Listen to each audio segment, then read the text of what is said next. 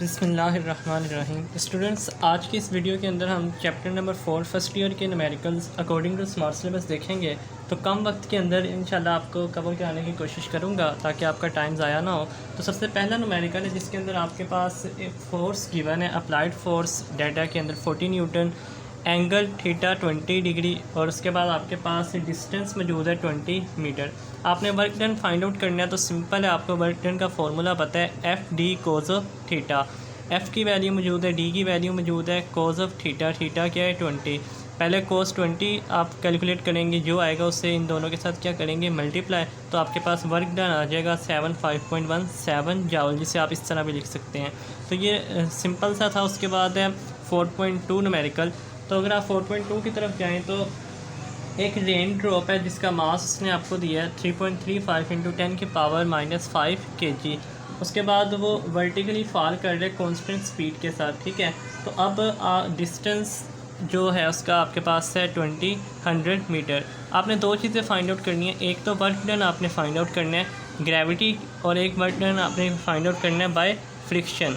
यानी जो आपके पास वो रेन ड्रॉप है जिसका मास 3.35 इंटू 10 की पावर -5 kg है, वो जब नीचे की तरफ फॉल करेगा तो वर्क डन बाय ग्रेविटी, यानी उसके ऊपर ग्रेविटी की फ़ोर्स भी लगनी है और फ्रिक्शन की फ़ोर्स भी। अब जो वर्क होगा ग्रेविटी के लिहाज से और फ्रिक्शन के लिहाज से वो आपने क्या करना है फाइंड आउट करना है, ठीक है। तो ये एक आपके पास फ़र्ज़ कर लें एक रेन ड्रॉप है, तो नीचे ग्रेविटी की फ़ोर्स लगनी है और फोर्स ऑफ फ्रिक्शन जो है वो हमेशा क्या होगी अपवर्ड होते हैं, यानी अगेंस्ट डिस्प्लेसमेंट के अगेंस्ट, यानी नीचे की तरफ ग्रेविटी की फ़ोर्स, ऊपर की तरफ फिर उसके अगेंस्ट क्या होगी फ्रिक्शन की फ़ोर्स। तो जो वर्क डन होगा फ्रिक्शन के लिहाज से ना, क्योंकि ऑपोजिट होने की वजह से उसमें सिर्फ साइन का फ़र्क आएगा, बाकी सेम टू सेम आप वही फार्मूला यूज़ करेंगे, ठीक है। देखें सोल्यूशन की तरफ आते हैं। तो सोल्यूशन में आपके पास सबसे पहले W1 यानी वर्क डन बाय ग्रेविटी निकालते हैं, ए पार्ट एफ डी। अब आपको पता है चूँकि नीचे की तरफ आ रहा है तो उसके ऊपर वेट अमल कर रहा है, तो वेट के लिहाज से एफ़ आपको पता है W के इक्वल होता है, W किसके इक्वल होता है mg। यहाँ W से मुराद वेट है, तो F की जगह आप mg लिख सकते हैं, D mg वैल्यूज़ पुट करेंगे तो आपके पास सॉल्व करेंगे तो ये आंसर आ जाएगा। अब मैंने आपको जैसे बताया कि दूसरा part work done by friction, तो रेन ड्रॉप जो है वो फॉलिंग नीचे की तरफ आ रही है, फॉल कर रही है एट अ कांस्टेंट स्पीड। जब वो कांस्टेंट स्पीड से फॉल करेगी तो क्या होगा, वर्क डन क्या होता है बाय फ्रिक्शन, वो इक्वल होता है वर्क डन बाय ग्रेविटी, लेकिन अगेंस्ट होता है, यानी कि minus work done by gravity. तो W2 सेम वही होगा, लेकिन उसके अंदर साइन क्या आ जाएगा आपके पास माइनस का आ जाएगा, ठीक है। तो बाकी यही आपका आंसर है वर्क डन बाय फ्रिक्शन का भी। नेक्स्ट न्यूमेरिकल स्टूडेंट्स बहुत ज़्यादा इंटरेस्टिंग है, तो उसमें वो आपके पास कहता है आपके पास नंबर ऑफ़ ब्रिक्स हैं 10। तो ज़रा इसको ध्यान से समझने की कोशिश कीजिएगा। नंबर ऑफ़ ब्रिक्स क्या हैं 10। अच्छा, एक ब्रिक जो आपके पास एक सिंपल हाइट पर पड़ी है, ठीक है, ये ब्रिक नंबर क्या है 1 है, तो उसकी हाइट क्या है 0.06 मीटर। तो एक प्लेन आपके पास सरफेस है, उसके ऊपर एक ब्रिक पड़ी है, ठीक है, यानी पहली ब्रिक के ऊपर आपने कोई वर्क डन नहीं किया। ज़रा बात को समझिएगा। मास है 1.5 kg। आपने फाइंड आउट करना है टोटल वर्क, यानी आपके पास एक ब्रिक के ऊपर आपने क्या करना है मज़ीद 9 ब्रिक्स क्या करनी है रखनी है। अब देखें, आपने पहली ब्रिक के ऊपर तो कोई वर्क नहीं ना किया, इसके ऊपर वर्क कितना 0, कितना वर्क होगा 0। देखें इसकी जो हाइट है क्या है, आप इसे कह सकते हैं ना 0 हाइट, यानी ये तो पहले से पड़ा हुआ है एक जगह पर, एक प्लेन सरफेस पे पहली ब्रिक क्या है मौजूद है। आपने इसके ऊपर मज़ीद ब्रिक्स क्या रखनी है प्लेस करवानी है। अब देखें स्टूडेंट्स, W1 आपके पास क्या है, यानी इसके वो किसी एक हाइट पर पड़े, एक स्पेसिफिक हाइट पर, लेकिन आपने तो उसको उसके ऊपर वर्क नहीं ना किया, उसके ऊपर आपने क्या किया 0 वर्क। अब आपके पास जो W1 है वो क्या आएगा mg, और यहाँ h की जगह आप क्या लिखेंगे 0, तो वो आपके पास बनेगा क्या 0 mgh, यानी ये W1 के ऊपर आपने कोई वर्क नहीं किया। W2 mg, यानी इसके ऊपर आप एक ब्रिक रखेंगे जब, अब आपने क्या किया है एक ब्रिक प्लेस करवाई वर्क किया, तो आपके पास यहाँ क्या आएगा mg1h, जो कि क्या बनेगा इक्वल टू 1 mgh। तो W2 क्या आ जाएगा 1 mgh के इक्वल, W1 क्या होगा 0 mgh। इसी तरह W3 mg2h। अब आप एक और ब्रिक रखेंगे जब ऊपर, तो इस क्या हो जाएगा आपके पास हाइट डबल उसकी 2h आ जाएगा हाइट की जगह, तो ये क्या बन जाएगा 2mgh। जब W4 यानी और प्लेस करेंगे तो इसी तरह 3mgh, तो इसी तरह करते करते आपके पास W5 आएगा 4mgh, 5, 6, 7, तो लास्ट पर W10 क्या आ जाएगा 9mgh। अब आपका सवाल यह था कि आपने टोटल वर्क डन निकालना है। इन सब में देखें W1 से लेकर W9 तक 10 तक आपको कोई चीज़ कॉमन नज़र आ रही है mgh क्या है सब में कॉमन, तो mgh क्या ले लेंगे आप कॉमन ले लेंगे, WT is equal to mgh common. बाकी क्या है 0 से लेकर यानी W1 से 0 से लेकर 1, 2, 3, 4, 5, 6, 10, 9 तक आपके पास वैल्यूज़ क्या हो जाएंगी ऐड, तो 0 + 1, 2 + 3, 4, 5 कहाँ तक जाएंगी 9 तक। इन सब को जब आप ऐड करेंगे 0 से 9 तक वैल्यूज़ तो आपका आंसर आता है 45। m की वैल्यू भी मौजूद है, g की वैल्यू 9.8 होती है, हाइट भी मौजूद है 0.06, 45 के साथ मल्टीप्लाई करें, जब इस सब को सोल्व करेंगे तो आपके पास 39.69 आ जाएगा, जिससे आप लिख सकते हैं 40 जूल। तो ये था आपका न्यूमेरिकल नंबर 4.3। नेक्स्ट चलते हैं 4.4 स्मार्ट सिलेबस के अकॉर्डिंग। तो स्टूडेंट्स 4.4 न्यूमेरिकल आपके पास मौजूद है, जिसके अंदर वो कहता है कि आपके पास एक कार है, उसका मास कितना है 800 kg, उसकी इनिशियल वेलोसिटी है 54 km/h, और जब वो आगे की तरफ जाती है तो उसकी जो फाइनल वेलोसिटी है यानी कि एक जगह पर जाकर वो रेस्ट में आती है, तो फाइनल वेलोसिटी उसकी क्या हो जाएगी, जहाँ पर जाकर वो स्टॉप होगी तो उसकी फाइनल वेलोसिटी क्या कहलाएगी 0 मीटर/सेकंड। अब ये देखें VI इनिशियल वेलोसिटी 54 km/h है, तो इसे सबसे पहले आपने क्या करना है मीटर/सेकंड, क्योंकि वेलोसिटी का यूनिट मीटर/सेकंड होता है, तो इसको आपने मीटर/सेकंड में क्या कर देना है कन्वर्ट करना है। तो उसका एक सिंपल सी ट्रिक है, सिंपल सा तरीका है कि वेलोसिटी का यूनिट क्या मीटर/सेकंड होता है, 54 को सिंपल आप डिवाइड करें 3.6 के साथ, ठीक है।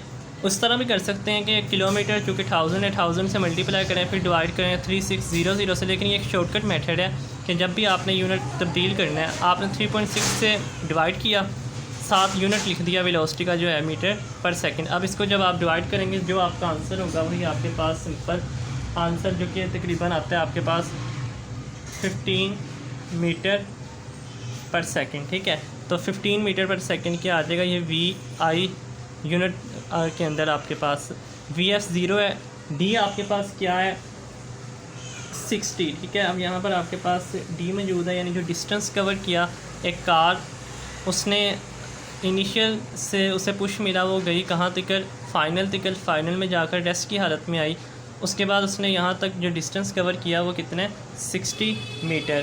तो अब आपने यहाँ से यहाँ तक जब कार आई उसकी जो एवरेज आपके पास फोर्स होगी वो रिटार्डिंग फोर्स, वो आपने क्या करनी है फाइंड आउट करनी है। तो सिंपल इसके लिए वर्क डन जो होगा उसके ऊपर से आपने फार्मूला पढ़ा है इस चैप्टर के अंदर, तो वर्क एनर्जी प्रिंसिपल लगा सकते हैं आप यहाँ पर। फिर फार्मूला के work is equal to change in kinetic energy, work का formula FD change in kinetic energy half mvf² minus half mvi², ठीक है।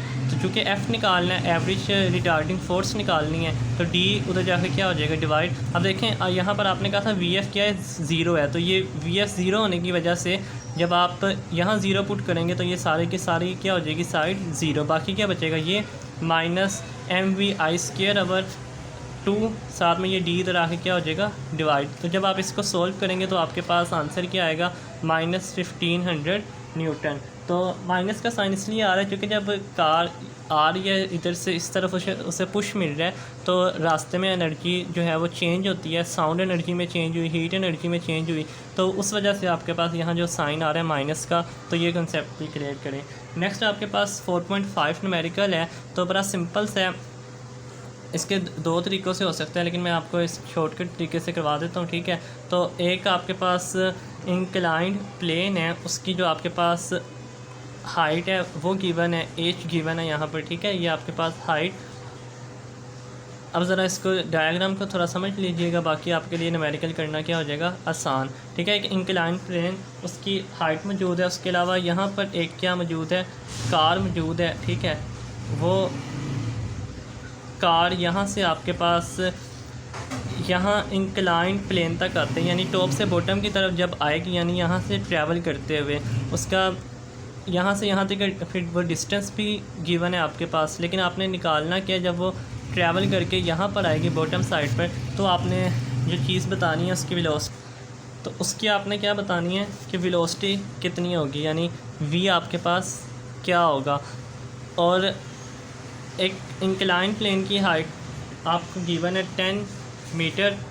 कार बॉटम से यहाँ तक आएगी, उसके दौरान जब उसने रिटार्डिंग फोर्स यानी उसके रास्ते में जो फोर्स लगेगी, तो जो फोर्स फ्रिक्शन होगी वो आपके पास उसने आपको गिवन दिया 480 न्यूटन, और जो डिस्टेंस आपको दिया वो है 100, ठीक है। लेकिन आपने जब वो बॉटम के ऊपर आएगी तो उसकी वेलोसिटी फाइंड आउट करनी है। तो सिंपल फार्मूला आपने पढ़ा हुआ है mgh minus F S is equal to half M V square, ये फार्मूला यूज़ होगा। तो mgh ये वैल्यूज़ गिवन है, माइनस f की वैल्यू गिवन है, s की वैल्यू गिवन है, ठीक है, इज़ इक्वल टू 1/2 m की वैल्यू गिवन है। v आपने चूँकि फाइंड आउट करना है तो v आपने इधर ही ऐसे ही रहने देना है। अब आप सिंपल इनको मल्टीप्लाई करें, इनको मल्टीप्लाई करें, आप जो आएगा माइनस करें, उनको आपस में अरेंज करें, यानी 1000 और ये 2 पहले डिवाइड कर लें चाहे, उसके बाद उस तरफ लेकर जाएं, अरेंज करें, तो बाद में आपके पास जो आंसर आएगा वो v स्क्वायर में होगा। दोनों v स्क्वायर ख़त्म करने के लिए आप अंडर रूट लेंगे दोनों साइड्स पर, तो फाइनल आंसर आपके पास जो आएगा v is equal to 10 metre per second. तो न्यूमेरिकल करते हुए आप अपने पास कैलकुलेटर और बुक्स लाजमी रखें, ताकि कैलकुलेशन आपने अब खुद करनी है इसको अरेंज करके, ठीक है। कोई मसला हो तो आप पूछ सकते हैं। आगे 2 न्यूमेरिकल रह के स्मार्ट सिलेबस के अकॉर्डिंग वो देखते हैं। स्टूडेंट्स 4.6 न्यूमेरिकल के अंदर आपके पास सबसे पहले तो वॉल्यूम गिवन है कि 100 metre cube of water is pump from a reservoir into a tank 10 metre higher than reservoir in 20 minute. Time given है मिनट के अंदर, जब आप उसे सेकंड में कन्वर्ट करेंगे तो आपके पास क्या आएगा 1200 सेकंड। डेंसिटी गिवन है 1000 किलोग्राम पर मीटर क्यूब। आपने दो चीज़ें निकालनी हैं, एक तो पोटेंशियल एनर्जी, दूसरा पावर, ठीक है। यानी सिंपल आपके पास एक हाइट के ऊपर क्या पड़ा है, एक टैंक पर है, नीचे उसका एक रेजरवायर है, यानी पंप से उसने ऊपर की तरफ क्या करना है, पानी अगर आप भेज रहे हैं तो दो चीज़ें बतानी है कि वो पानी ऊपर जाते हुए रेजरवायर से यानी पंप से आपके टैंक पर जाते हुए हाइट पर उसकी पावर कितनी लगेगी, पावर क्या होगी, और उसकी जो एनर्जी यूटिलाइज हुई है वो क्या आएगी। तो पोटेंशियल एनर्जी का आपको फार्मूला पता है mgh है, तो potential energy is equal to, चूँकि अब आपके पास m मौजूद नहीं है, लेकिन आपको पता है मास किसके इक्वल होता है, डेंसिटी इंटू वॉल्यूम। तो आपके पास डेंसिटी और वॉल्यूम तो मौजूद है, तो आप यहाँ मास की जगह लिख सकते हैं रो इंटू वी, क्योंकि ये दो वैल्यूज़ आपके पास गिवन है। बाकी g की वैल्यू आपको पता है 9.8, h भी आपके पास गिवन है। पुट करेंगे सिंपल आपके पास पोटेंशियल एनर्जी आ जाएगी। दूसरा आपने निकालना है कि पावर, अब पावर आपको पता है W/T होता है, W यहाँ गिवन नहीं है, लेकिन पोटेंशियल W की जगह आप पोटेंशियल एनर्जी भी लिख सकते हैं, वर्क भी आपके पास एनर्जी है। तो पावर के दो फार्मूले होते हैं, एक आपके पास W/T, दूसरा पोटेंशियल एनर्जी/T भी लिख सकते हैं। तो पोटेंशियल एनर्जी अभी आपने फाइंड आउट की है, और टाइम भी आपको पता है गिवन है 1200, तो दोनों को डिवाइड करेंगे तो आपके पास पावर आ गई 8.2 किलो वाट। नेक्स्ट आपके पास 4.7 न्यूमेरिकल है, जिसके अंदर आपके पास फोर्स गिवन है 400 न्यूटन। अब वो कहता है force of 400 newton is required to overcome road friction and air resistance in propelling an automobile at 80 kilometre per hour. यहाँ पर भी जब आप किलोमीटर पर आवर से मीटर पर सेकंड में जाएंगे, आपको बताया था सिंपल 3.6 से डिवाइड करके 7 यूनिट लिख देने, आंसर आ जाएगा। अब पावर के भी आपके पास आपने इसी चैप्टर के अंदर फार्मूला एक पढ़ा होगा F.V। अब क्योंकि F और V दोनों की डायरेक्शन सेम है, F का वैल्यू आपके पास गिवन है, V की गिवन है, दोनों को मल्टीप्लाई करेंगे तो आपके पास 8888 वाट आ जाएगा, जिससे आप 8.9 किलो वाट सिंपल लिख सकते हैं। लास्ट न्यूमेरिकल है स्टूडेंट्स 4.8, जिसके अंदर मैं कहता है कि how large a force is required. अच्छा देखिए, आपके पास एक इलेक्ट्रॉन है, ठीक है, तो आपने बताना है कि कितनी फोर्स जो है इस इलेक्ट्रॉन के लिए चाहिए होगी, यानी how large force is required to accelerate an electron. Electron को एक्सक्लेरेट करवाने के लिए कितनी फ़ोर्स आपको रिक्वायर्ड होगी, वो फ़ोर्स आपने क्या करनी है, बतानी है। और आपके पास जो इलेक्ट्रॉन का मास होता है ये आपने याद रखना है ज़बानी, ठीक है, आगे सेकंड ईयर में भी काम आएगा। 9.1 × 10⁻³ kg। इनिशियल वेलोसिटी यानी कि वो स्टार्ट में ज़ीरो है उसकी वेलोसिटी इलेक्ट्रॉन की, लेकिन जब आप उसे पुश करेंगे तो आपके पास फाइनल वेलोसिटी उसने दी हुई है 2.0 × 10⁻⁷ मीटर पर सेकंड। तो उसमें जो आपके पास डिस्टेंस कवर हो रहा है शुरू से इनिशियल से फाइनल तक, वो है 5 सेंटीमीटर मीटर, जिसे आप 0.05 मीटर लिख सकते हैं। तो सिंपल आपको पता है अब यहाँ पर आपके पास एम मौजूद है, वी आई और वी एफ और डी मौजूद है। तो आप सिंपल ये फार्मूला लगा सकते हैं वर्क एनर्जी प्रिंसिपल वाला, F D is equal to half M V F square minus half M V I square. अब सिंपल यहाँ पर अगेन देखें, क्योंकि वी आई ज़ीरो है, जब आप वी आई की जगह ज़ीरो पुट करेंगे ये सारा क्या हो जाएगा, ज़ीरो हो जाएगा। ये इक्वेशन बच्ची, बस आपने निकालना कि एफ़ निकालना है, डी उधर जाकर क्या होगा डिवाइड। तो आपके पास जब इसको सॉल्व करेंगे तो एफ़ आ जाएगा 3.6 इंटू 10 की पावर माइनस 15 न्यूटन। तो स्टूडेंट्स ये स्मार्ट सिलेबस के अकॉर्डिंग न्यूमेरिकल थे जो मैंने आपको करवाए। नेक्स्ट चैप्टर 5 के न्यूमेरिकल देखेंगे। तो अगर वीडियो अच्छी लगी तो लाइक कर दीजिए। कोई मसला हो तो कमेंट सेक्शन में पूछ सकते हैं, व्हाट्सएप पर भी रब्ता करके पूछ सकते हैं। अल्लाह हाफिज़।